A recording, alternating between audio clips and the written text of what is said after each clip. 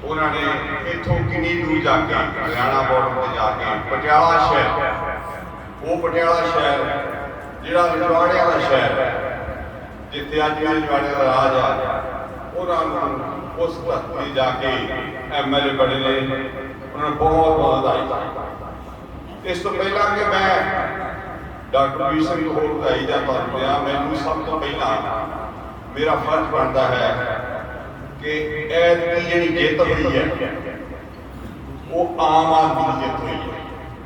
उन्होंने आम आदमी पार्टी कहते पर आम आदमी, क्योंकि मैं तो सलूट करता सलाम करता आम आदमी को जिहड़े ना तो धर्मां ते वंडे गए, बड़िया ने कोशिश की कि धर्मां ते वंड दीए, फिर जातां वंडण वाले आ गए, फिर पंथ मुद्दे वाले आ गए, कि कौन सी वो जिहड़े तुहानूं लुट लुट के खा रहे थे, वारी वारी खा रहे थे, और जो काम सानू चिंबड़े हुए सी तुसी एक क्रांति लियांदी आ। मैं कहना आम आदमी ने एक क्रांति लियांदी आ और एक क्रांति नूं रुकण ना दिओ। सानू आस है, अज दोबारा आस की साडे मन च जाग पई है, नहीं तो साडे वर्गे खास करके जिन्हें बचपन तो ही ये सिलसिला देखिया बड़े मायूसी के आल विच रह रहे थे कि हुण पता नहीं की बनेगा, साडे बच्चे नशेन कर, साडे बच्चों को घरों भजाता बेघर कर दिता और उत्थे जहाज़ां दे थल्ले लट लट के जा रहे हैं। क्यों? साडा अपना घर-बार नहीं रहा, साडा अपना घर-बार खत्म करके आ गए सी। सो एक आम जित नहीं है, ये डॉक्टर वीर सिंह के MLA बनना जित नहीं हो जाती, ये पहला तुहाडी सारिआं नूं जित है जिन्हां ने चुप चुपीते अपने अंदरों अपने जज्बात एक वोट के रूप में करके ये क्रांति शुरू की। मैं समझा कि मैं अरदास करदा अज अपने परम पिता ग्रंथ साहब की हजूरी च कि इन्हां नूं बल बख्श, बहुत कुछ करने वाला है, बहुत सारे ऊपरों लेके थले तक।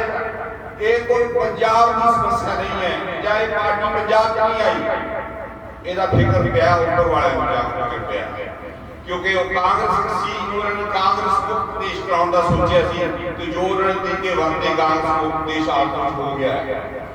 ਪਰ ਹੁਣ ਸਾਨੂੰ ਆਸ ਦੁਆਰਾ ਜਿਹੜੀ ਆਸ ਹੈ ਉਸ ਆਮ ਆਦਮੀ ਪਾਰਟੀ ਕੋ ਆ ਜਿਹੜੀ ਕਿ ਲਹਿਰ ਇੱਥੋਂ ਸ਼ੁਰੂ ਹੋਈ ਹੈ और ये सारे देश जानी चाहिए और जाएगी, मुझे विश्वास है। और उसका सिरा हमेशा ही संगत संगत ताकत है। मैं फिर एक बार डॉक्टर वीर सिंह को उन्होंने माता जी को खास करके माता जी को बधाई देना। माता जी ने आके मिलना रहा, मेरा कितना उन्होंने प्यार है। मैनू जो मैं आना अपने हाथों के कढ़े हुए कपड़े दे उत्थे मैं जाके अपने खाब से रखे कितना प्यार होगा उन्होंने। मेरा गलियां में मैं भी अपना बचपन गुजारिया, भावें मैं पैदा इतने नहीं होया, 5 साल से जो इतने आए हैं तो 15-20 साल असीं रहे हैं यूपी तो आए थे। जो पुराने मेरे पिता जी जानते हैं इस पिंड की वो जथेदार श्री अकाल तख्त बने सो बड़े मान की गल है, पिंड भी मान की गल है। इतों जथेदार श्री अकाल तख्त बनना, इतों MLA आम आदमी का पार्टी का बन के शायद पता नहीं कितने पहुंचनी। साडी अरदास है कि एक काफिला इतने ना रुके, इन्हू हुण खिंच दिओ दूर दिओ, बस जिहड़े रेते बजली वाले सब खत्म कर दो, आउण ना इन्हूं जरूरत ना पवे। एक बार ये खत्म हो गए ने, फिर दोबारा से उठण के कोई ना पैसे बड़े आ पर तुहाडी ताकत अगे होगी, कोई ताकत नीचे नहीं ते ना चली। वाहिगुरू जी का खालसा, वाहिगुरू जी की खालसा, वाहिगुरू जी की फतेह। सवेसन डॉक्टर बलवीर सिंह सुपुत्र भाई साधु सिंह सुन बेनती है कि भाई बलवीर सिंह जी और संगतां दा धन्नवाद करन जी। वाहिगुरू जी का खालसा, वाहिगुरू जी की फतेह। जुगो जुग अटल दसा पातशाही की जोत धन धन श्री गुरु ग्रंथ साहब जी की पावन नाम में बैठे गुरु रूपी साध संगत जी फतेह जी सांच पाना। वाहिगुरू जी का खालसा, वाहिगुरू जी की फतेह। इस पिंड नाल मेरा नाता एक इहो जिहा नाता जिन्होंने कदे बंदा भुल नहीं सकता। आ थोड़ा जिहा घट चढ़ के थोड़े मुड़ के घर सन, कच्चे घर होंदे सी। मेरी भुआ जानो फुफड़ आम साहब मेरे पिता जी कच्चे घर से लेकिन मिट्टी च खुशबू सी। इतों थोड़ा नीचे जाके एक कुई सी, दूजे पासे एक खूह सीगा पानी का, ਉਹਦਾ पानी पीते ਹੁੰਦੇ ਸੀ। ਮੈਨੂੰ याद है कि मेरी माँ ਜਦੋਂ कोई ਪ੍ਰਾਹੁਣਾ आ जाना, ਗੁਆਂਢੀਆਂ ਦੇ ਆਣਾ, ਉਹਨੇ ਕਹਿਣਾ ਨਹੀਂ ਮੀਤੋ ਤੂੰ ਕੀ ਬਣਾਇਆ। ਉਹਨੇ ਕਹਿਣਾ ਤੂੰ ਦਲਜੀਤ ਕੋਲੇ ਚਿੰਤਾ ਨਾ ਕਰ, ਮੈਨੂੰ ਪਤਾ ਤੇਰਾ ਭਰਾ ਆਇਆ, ਉਹ ਕੌਲੀ ਲੈ ਕੇ ਆ ਗਿਆ, ਦੂਜੀ ਨੰਜੋ ਲੈ ਕੇ ਆ ਗਿਆ, ਕੋਈ 500 ਲੈ ਕੇ ਆ ਗਿਆ, ਕੋਈ ਸੁਰਜੀਤ ਲੈ ਕੇ ਆ ਗਿਆ। ਔਰ ਉਹ ਪਿੰਡ ਦੇ ਬਾਸੋਂ ਦੇ ਭੱਲੇ ਬਾਹਰੋਂ ਤਾਈ ਦੇ ਖੋਏ ਦੇ ਪੇੜੇ, बड़ी खुशी होती थी जो साइकिल के भज के आते थे देखने चो। और वो बांटे वाला सोडा, और मैं ऐसे स्कूल चो जड़ा पिंड का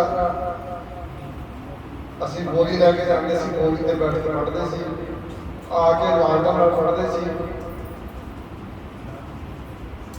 पिंड का वो जीवन बहुत अच्छा सी। हौली हौली मेरी जिंदगी दे विच वाहिगुरू की पाक कृपा हुई। इस लंगर ने मैंने बहुत कुछ दिता है। उस बोरी ते बैठ के पढ़ने वाले बच्चे को लाट पढ़ बच्चे को डॉक्टर बनाता।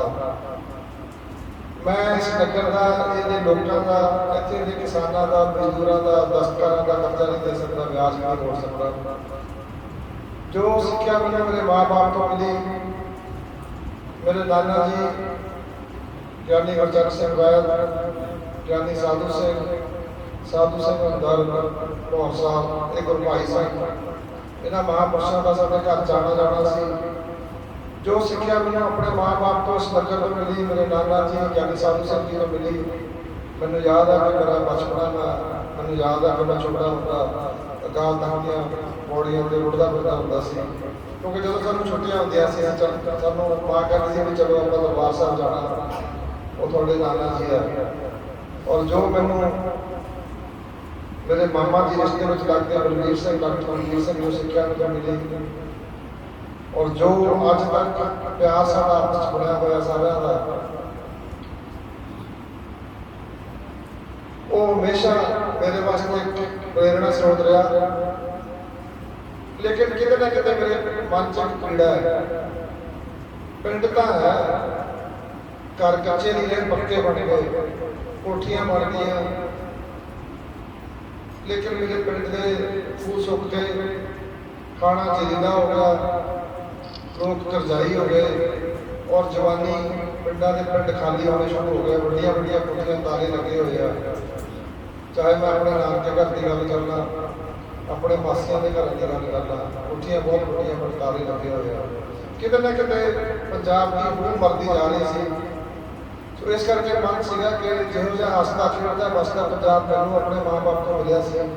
उस वाले मकाना जिहड़े इत्थे छोटे छोटे बच्चे बैठे आ, इन्हां वास्ते इन्हां ही स्कूलों में इहो जी विद्या दी जावे, इत्थे चंगे हस्पताल बनाए जाण, लोकां नूं सारियां सहूलतां, बच्चों नूं रोज़गार अपने मिले। साडे बच्चे कदे कवैत विच, हुण यूक्रेन दे विच, कदे इराक विच, जिथे लड़ाइयां लगियां उत्थे जाके दुबई दे विच काम करने मजबूर है, बदलिया जाए। और मैनूं पूरा विश्वास है कि आप सारे इकट्ठे होकर समूह लंगर निवासी, क्योंकि मैनूं काफ़ी लंबा समा जो किसान अंदोलन होया बहुत सेवा करने का मौका मिला।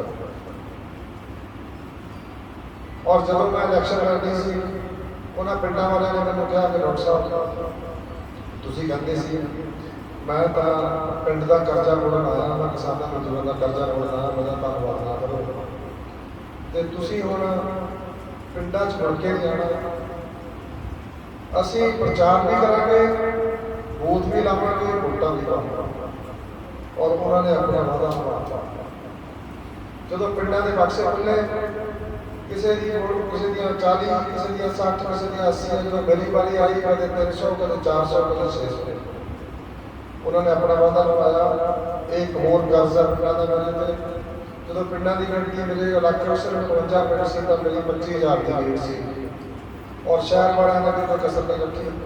उन्होंने लीड बढ़ा के 53,474, और जोड़े मेरे सामने जिन्हें भी उम्मीदवार सन, उन्होंने सारे की जमानत जब्त ਇਹਦੇ ਵਿੱਚ ਮੇਰਾ ਕੁਛ ਨਹੀਂ ਹੈ, ਇਹ ਸੰਗਤ ਦੀ ਜਿੱਤ ਹੈ, ਇਹ ਲੋਕਾਂ ਦੀ ਜਿੱਤ ਹੈ, ਉਹਨਾਂ ਦੇ ਜਜ਼ਬੇ ਦੀ ਜਿੱਤ ਹੈ। ਔਰ ਮੈਂ ਜਿਸ ਤਰ੍ਹਾਂ ਤੁਸੀਂ ਮੈਨੂੰ ਡਾਕਟਰ ਬਣਾਇਆ ਸੀ, ਮੈਂ ਅੱਜ ਤੱਕ ਲੋਕਾਂ ਦੀਆਂ ਅੱਖਾਂ ਦੇ ਆਪਰੇਸ਼ਨ ਕਰਕੇ ਮੈਡੀਕਲ ਕੈਂਪ ਲਾ ਕੇ ਲੋਕਾਂ ਦਾ ਕਰਜ਼ਾ ਮੋੜਦਾ ਸੀ, ਉਹਦਾ ਵਿਆਜ ਮੋੜਨ ਦੀ ਕੋਸ਼ਿਸ਼ ਕਰਦਾ ਸੀ। ਸੋ ਜਿੰਨਾ ਪਿਆਰ ਮੈਨੂੰ ਇਸ ਵਾਰ ਮਿਲਿਆ, ਇਹ ਪਟਿਆਲੇ ਜ਼ਿਲ੍ਹੇ ਦੇ ਵਿੱਚ ਸਭ ਤੋਂ ਜ਼ਿਆਦਾ ਵੋਟਾਂ ਨਾਲ ਮੈਂ ਜਿੱਤਿਆ। ਇਹ ਪਿਆਰ ਨੂੰ ਮੈਂ 5 ਸਾਲ ਸਾਰੀ ਸੰਗਤ ਨੂੰ, ਹਰ ਇੱਕ ਪਿੰਡ ਨੂੰ ਵਧੀਆ ਸਿਹਤ ਸਹੂਲਤਾਂ ਦੇ ਕੇ, ਵਧੀਆ ਸਿੱਖਿਆ, ਵਧੀਆ ਰੁਜ਼ਗਾਰ ਔਰ ਬਿਜਲੀ ਪਾਣੀ ਬਹੁਤ ਸਾਰੀਆਂ ਸਹੂਲਤਾਂ ਦੇ ਕੇ ਪੰਜਾਬ ਨੂੰ ਰੰਗਲਾ ਪੰਜਾਬ ਬਣਾਉਣ ਦੀ ਕੋਸ਼ਿਸ਼ ਕਰਕੇ ਤੁਹਾਡੇ ਸਹਿਯੋਗ ਦੇ ਨਾਲ ਇਹ ਅਸੀਂ ਕਾਰਜਕਾਰ ਕਰਾਂਗੇ। ਸਾਰੇ ਜਿੰਨੇ ਵੀ ਅਸੀਂ ਬੰਦੇ ਆ, ਹੁਣ ਪਿੰਡਾਂ ਦੇ ਲੋਕਾਂ ਨੂੰ ਐਮਐਲਏ ਲੱਭਣੇ ਨਹੀਂ ਪੈਣਗੇ, ਐਮਐਲਏ ਪਿੰਡਾਂ ਵਿੱਚ ਜਾਣਗੇ, ਮੰਜਿਆਂ ਤੇ ਬੈਠਣਗੇ, ਫੜਿਆਂ ਤੇ ਬੈਠਣਗੇ। ਕਿਉਂਕਿ ਜਿਸ ਤਰ੍ਹਾਂ ਮੈਂ ਆਪਣਾ ਮੇਰੇ ਪਿਛੋਕੜ ਤੋਂ ਤੁਸੀਂ ਜਾਣਦੇ ਹੋ, ਇਸੇ ਤਰ੍ਹਾਂ ਸ਼ਹੀਦ ਆਜ਼ਮ ਸਰਦਾਰ ਭਗਤ ਸਿੰਘ ਦੀ ਪਵਿੱਤਰ ਧਰਤੀ ਦੇ ਉੱਤੇ ਇੱਕ ਸਤੌਰ ਪਿੰਡ ਦਾ ਜੰਮਿਆ ਹੋਇਆ, ਚੀਮਾ ਮੰਡੀ ਤੋਂ ਪੜਿਆ ਹੋਇਆ, ਜਿਵੇਂ ਮੈਂ ਤੁਰ ਕੇ ਜਾਂਦਾ ਸੀ ਝੋਲਾ ਲੈ ਕੇ ਵੇਚਦੇ ਜਾਂਦਾ ਸੀ, ਉਹ ਵੀ ਸਾਈਕਲ ਤੇ ਜਾ ਕੇ ਫੜ ਕੇ ਸਰਦਾਰ ਭਗਤ ਸਿੰਘ ਮਾਨ ਹੋਣੇ ਅੱਜ ਮੁੱਖ ਮੰਤਰੀ ਦੀ ਸਹੁੰ ਚੁੱਕੀ ਹੈ। ਕੱਲ੍ਹ ਅਸੀਂ ਸਾਰੇ ਐਮਐਲਏ ਚੁੱਕਾਂਗੇ, ਸਰਕਾਰ ਬਣ ਜਾਏਗੀ।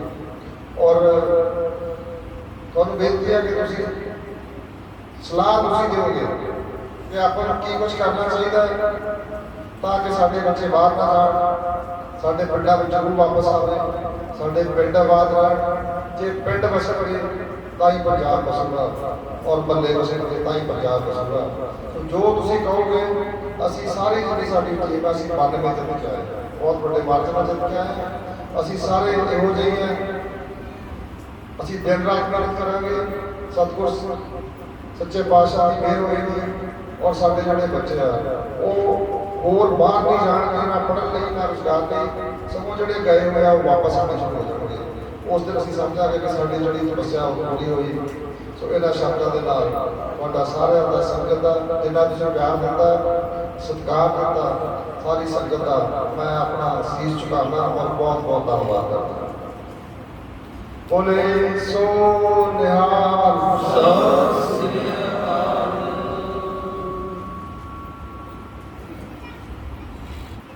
ਵਾਹਿਗੁਰੂ ਜੀ ਕਾ